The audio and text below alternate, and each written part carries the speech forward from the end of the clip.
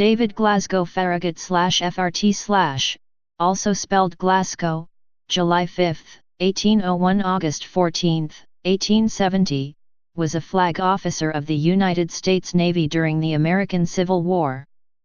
He was the first Rear Admiral, Vice Admiral, and Admiral in the United States Navy. He is remembered for his order at the Battle of Mobile Bay, usually paraphrased as "Damn the torpedoes, full speed ahead" in U.S. Navy tradition. Born near Knoxville, Tennessee, Farragut was fostered by naval officer David Porter after the death of his mother. Despite his young age, Farragut served in the War of 1812 under the command of his adoptive father. He received his first command in 1824 and participated in anti-piracy operations in the Caribbean Sea. He served in the Mexican-American War under the command of Matthew C. Perry, participating in the blockade of Tucson. After the war, he oversaw the construction of the Mare Island Naval Shipyard, the first U.S. Navy base established on the Pacific Ocean. Though Farragut resided in Norfolk, Virginia prior to the Civil War, he strongly opposed secession and remained loyal to the Union after the outbreak of the Civil War. Despite some doubts about Farragut's loyalty, Farragut was assigned command of an attack on the important Confederate port city of New Orleans. After fighting past Fort St. Philip and Fort Jackson, Farragut captured New Orleans in April 1862. He was promoted to Rear Admiral after the battle and helped extend Union control up along the Mississippi River, participating in the siege of Port Hudson. With the Union in control of the Mississippi, Farragut led a successful attack on Mobile Bay, home to the last major Confederate port on the Gulf of Mexico. Farragut was promoted to Admiral following the end of the Civil War and remained on active duty until his death in 1870. Early life. Farragut was born in 1801 to George Farragut, a native of Menorca, Spain, and his wife Elizabeth, née Shine, 1765–1808, of North Carolina Scots-Irish American descent, at Lowe's Ferry on the Halston River in Tennessee. It was a few miles southeast of Camel's Station, near Knoxville. His father operated the ferry and also served as a cavalry officer in the Tennessee militia. Geordie Farragut, son of Antoni Farragut and Joanna Mesquida, became a Spanish merchant captain from Menorca. He joined the American Revolutionary cause after arriving in America in 1766, when he changed his first name to George. George was a naval lieutenant during the Revolutionary War, serving first with the South Carolina Navy then the Continental Naval Forces. George and Elizabeth had moved west to Tennessee after his service in the American Revolution. In 1805, George Farragut accepted a position at the U.S. port of New Orleans. He traveled there first and his family followed, in a 1,700-mile, 2,700 kilometers, flatboat adventure aided by hired rivermen, the then 4-year-old Farragut's first voyage. The family was still living in New Orleans when Elizabeth died of yellow fever. His father made plans to place the young children with friends and family who could better care for them. David's birth name was James. In 1808, after his mother's death, he agreed to live with David Porter, a naval officer whose father had been friends with James's father, as Porter's foster son. In 1812, James adopted the name David in honor of his foster father, with whom he went to sea late in 1810. David Farragut grew up in a naval family, as the foster brother of future Civil War Admiral David Dixon Porter, and Commodore William D. Porter. Career. David Farragut's naval career began as a midshipman when he was 9 years old, and continued for 60 years until his death at the age of 69. This included service in several wars, most notably during the American Civil War, where he gained fame for winning several decisive naval battles. War of 1812. Through the influence of his adoptive father, Farragut was commissioned a midshipman in the United States Navy on December 17, 1810, at the age of 9. A prize master by the age of 12, Farragut fought in the War of 1812, serving under Captain David Porter. While serving aboard USS Essex, Farragut participated in the capture of HMS Alert on August 13, 1812, then helped to establish America's first naval base and colony in the Pacific, named Fort Madison, during the ill-fated Nukuhiva campaign. At the same time, the Americans battled the hostile tribes on the islands with the help of their TEII allies. Farragut was 12 years old when, during the War of 1812, he was given the assignment to bring a ship captured by the Essex safely to port. He was wounded and captured while serving on the Essex during the engagement at Valparaiso Bay, Chile, against the British on March 28, 1814. West Indies. Farragut was promoted to lieutenant in 1822, during the operations against West Indian pirates. In 1824, he was placed in command of USS ʻfærəɡət, which was his first command of a U.S. naval vessel.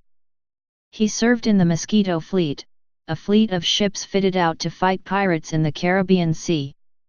After learning his old captain, Commodore Porter, would be commander of the fleet, he asked for, and received, orders to serve aboard Greyhound, one of the smaller vessels, commanded by John Porter, brother of David Porter.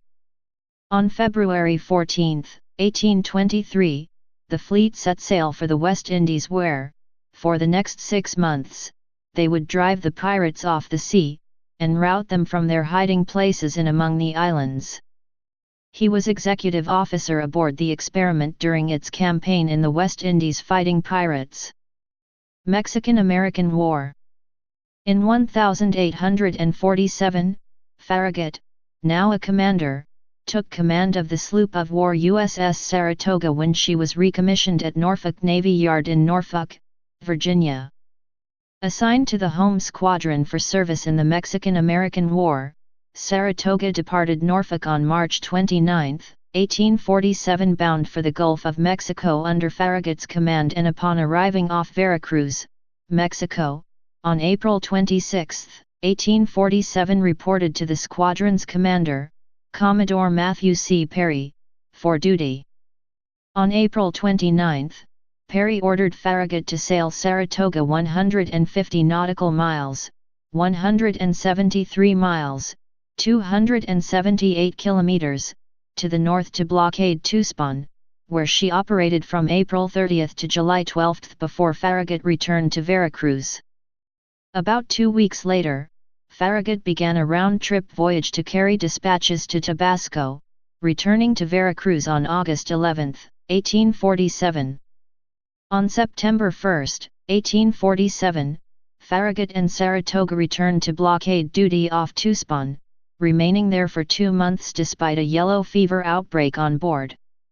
Farragut then brought the ship back to Veracruz and, after a month there, got underway for the Pensacola Navy Yard in Pensacola, Florida, where Saratoga arrived on January 6, 1848, disembarked all of her seriously sick patients at the base hospital, and replenished her stores.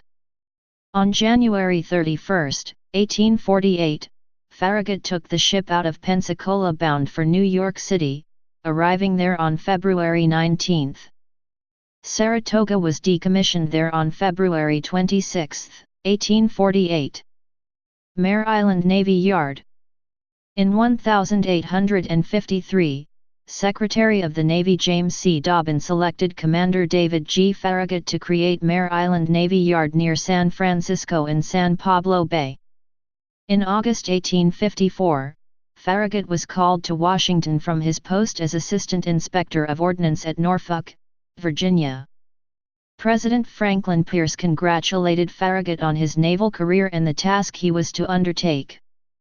On September 16, 1854, Commander Farragut arrived to oversee the building of the Mare Island Navy Yard at Vallejo, California, which became the port for ship repairs on the west coast.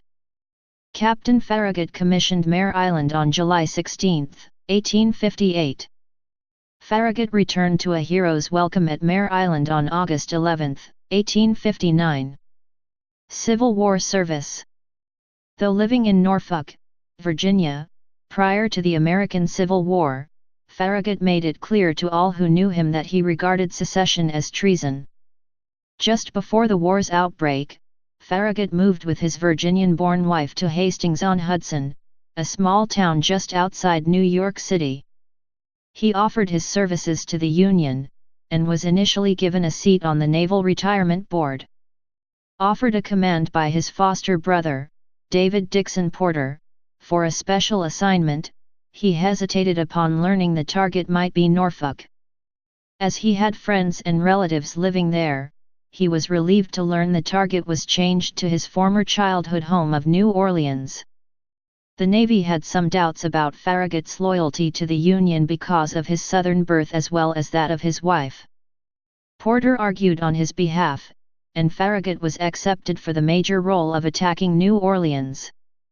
Farragut was appointed under secret instructions on February 3, 1862, to command the Gulf blockading squadron, sailing from Hampton Roads on the screw steamer USS Hartford, bearing 25 guns, which he made his flagship, accompanied by a fleet of 17 ships. He reached the mouth of the Mississippi River, near Confederate forts St. Philip and Jackson, situated opposite one another along the banks of the river, with a combined armament of more than 100 heavy guns and a complement of 700 men. Now aware of Farragut's approach, the Confederates had amassed a fleet of 16 gunboats just outside New Orleans. On April 18, Farragut ordered the mortar boats, under the command of Porter, to commence bombardment on the two forts, inflicting considerable damage, but not enough to compel the Confederates into surrender. After 2 days of heavy bombardment, Farragut ran past Forts Jackson and St. Philip and the Chalmette batteries to take the city and port of New Orleans on April 29, a decisive event in the war. Congress honored him by creating the rank of Rear Admiral on July 16, 1862, a rank never before used in the U.S. Navy. Before this time, the American Navy had resisted the rank of Admiral, preferring the term Flag Officer, to distinguish the rank from the traditions of the European navies. Later that year, Farragut passed the batteries defending Vicksburg, Mississippi, but had no success there. A makeshift Confederate ironclad forced his flotilla of 38 ships to withdraw in July 1862. While an aggressive commander, Farragut was not always cooperative. At the siege of Port Hudson, the plan was that Farragut's flotilla would pass by the guns of the Confederate stronghold with the help of a diversionary land attack by the Army of the Gulf, commanded by General Nathaniel Banks, to commence at 8 a.m. on March 15, 1863. Farragut unilaterally decided to move the timetable up to 9 p.m. on March 14, and initiated his run past the guns before Union ground forces were in position. The consequently uncoordinated attack allowed the Confederates to concentrate on Farragut's flotilla and inflict heavy damage to his warships. Farragut's battle group was forced to retreat with only 2 ships able to pass the heavy cannon of the Confederate bastion. After surviving the gauntlet, Farragut played no further part in the battle for Port Hudson, and General Banks was left to continue the siege without the advantage of naval support. The Union Army made 2 major attacks on the fort, both were repulsed with heavy losses. Farragut's flotilla was splintered, yet was able to blockade the mouth of the Red River with the 2 remaining warships. He could not efficiently patrol the section of the Mississippi between Port Hudson and Vicksburg. Farragut's decision proved costly to the Union Navy and the Union Army, which suffered its highest casualty rate of the war at Port Hudson. Vicksburg surrendered on July 4, 1863, leaving Port Hudson as the last remaining Confederate stronghold on the Mississippi River. General Banks accepted the surrender of the Confederate garrison at Port Hudson on July 9, ending the longest siege in U.S. military history. Control of the Mississippi River was the centerpiece of the Union strategy to win the war, and, with the surrender of Port Hudson, the Confederacy was now cut in two. On August 5, 1864, Farragut won a great victory in the Battle of Mobile Bay. Mobile, Alabama, was then the Confederacy's last major open port on the Gulf of Mexico. The bay was heavily mined. Tethered naval mines were then known as torpedoes. Farragut ordered his fleet to charge the bay. When the Monitor USS Tecumseh struck a mine and sank, the others began to pull back. Farragut could see the ships pulling back from his high perch, where he was lashed to the rigging of his flagship, USS Hartford. "What's the trouble?" he shouted through a trumpet to USS Brooklyn. "Torpedoes," was the shouted reply. "Damn the torpedoes," said Farragut. "4 bells, Captain Drayton, go ahead. Jawoot, full speed." The bulk of the fleet succeeded in entering the bay. Farragut triumphed over the opposition of heavy batteries in Fort Morgan and Fort Gaines to defeat the squadron of Admiral Franklin Buchanan. On December 21, 1864, Lincoln promoted Farragut to Vice Admiral. Post-Civil War service. After the Civil War, Farragut was elected a companion of the first class of the New York Commandery of the Military Order of the Loyal Legion of the United States on March 18, 1866 and assigned insignia number 231. He served as the commander of the Commandery of New York from May 1866 to until his death. Farragut was promoted to full admiral on July 25, 1866, becoming the first U.S. naval officer to hold that rank. His last active service was in command of the European Squadron, from 1867 to 1868, with the screw frigate USS Franklin as his flagship. Farragut remained on active duty for life, an honor accorded to only 7 other U.S. naval officers after the Civil War. Death. Admiral Farragut died from a heart attack at the age of 69 in Portsmouth, New Hampshire, while on vacation in the late summer of 1870. He had served almost 60 years in the Navy. He is interred at Woodlawn Cemetery, in the Bronx, New York City. His gravesite is listed on the National Register of Historic Places, as is Woodlawn Cemetery itself. Personal life. After appointment and an initial cruise as acting lieutenant commanding USS ʻfærəɡət, Farragut married Susan Caroline Marchant on September 2, 1824.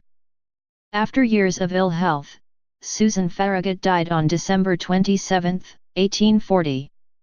Farragut was noted for his kindly treatment of his wife during her illness. After the death of his first wife, Farragut married Virginia Dorcas Loyal, on December 26, 1843, with whom he had one surviving son, named Loyal Farragut, born October 12, 1844.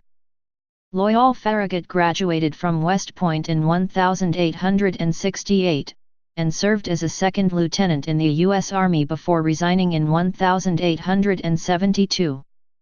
He spent most of the remainder of his career as an executive with the Central Railroad Company of New Jersey.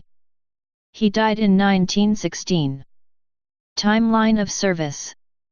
December 17, 1810, appointed midshipman. 1812, assigned to the USS Essex. 1815–1817, served in the Mediterranean Sea aboard the Independence and the Macedonian. 1818, studied ashore for 9 months at Tunis. 1819, served as a lieutenant on the USS Shark. 1823, placed in command of the USS ʻfærəɡət. January 10, 1825, promoted to lieutenant on the frigate Brandywine. 1826–1838, served in subordinate capacities on various vessels. 1838, placed in command of the sloop Erie. September 8, 1841, promoted to the rank of commander. Mexican-American War, commanded the sloop of war, Saratoga. 1848–1853, duty at Norfolk, Navy Yard in Virginia as Assistant Inspector of Ordnance. September 1852–August 1853, assigned to superintend the testing of the endurance of naval gun batteries at Old Point Comfort at Fort Monroe in Virginia. 1853–1854, duty at Washington, D.C. September 14, 1855, promoted to the rank of captain. 1854–1858, duty establishing Mare Island Navy Yard at San Francisco Bay. 1858–1859, commander of the sloop of war USS Brooklyn. 1860–1861, stationed at Norfolk Navy Yard. January 1862, commanded USS Hartford and the West Gulf blockading squadron of 17 vessels. April 1862, took command of occupied New Orleans. July 16, 1862, promoted to Rear Admiral. June 23, 1862, wounded near Vicksburg, Mississippi. May 1863, commanded USS Monongahela. May 1863, commanded the USS Pensacola. July 1863, commanded USS Tennessee. August 5, 1864, Battle of Mobile Bay. September 5, 1864, offered command of the North Atlantic Blocking Squadron, but he declined because of family issues. December 21, 1864, promoted to Vice Admiral. April 1865, pallbearer for the funeral of Abraham Lincoln. July 25, 1866, promoted to Admiral. June 1867, commanded USS Franklin. 1867–1868, commanded European Squadron. Legacy. The area formerly known as Camel's Station, Tennessee, only a few miles from Admiral Farragut's birthplace, was renamed as the town of Farragut in his honor. Farragut Square in Washington, D.C. is named in his honor. A statue of him, named Admiral David G. Farragut, is in the center of Farragut Square.